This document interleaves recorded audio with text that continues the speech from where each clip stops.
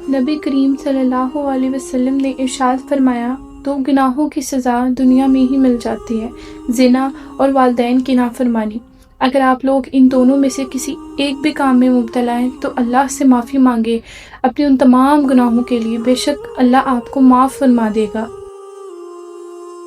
دیکھیں، یہ تو گناہ واحد ایک ایسے گناہ ہیں جن کی سزا آپ کو دنیا میں ہی مل جاتی ہے۔ زنا کرنے والوں کا جو عذاب ہوتا ہے وہ ان کے گھر والوں کو بھی ملتا ہے، اور جو والدین کی نافرمانی کرتے ہیں ان کا رزق تنگ کر دیا جاتا ہے، نہ ان کے رزق میں برکت ہوتی ہے، گھر میں لڑائیاں پڑتی رہتی ہیں، ہر قسم سے ان کو عذاب ملتا ہے۔ نبی کریم صلی اللہ علیہ وسلم نے فرمایا، جب زنا کرنے والا زنا کرتا ہے تو وہ مومن نہیں رہتا، اور اسی طرح جب چوری کرنے والا چوری کرتا ہے تو وہ بھی مومن نہیں رہتا۔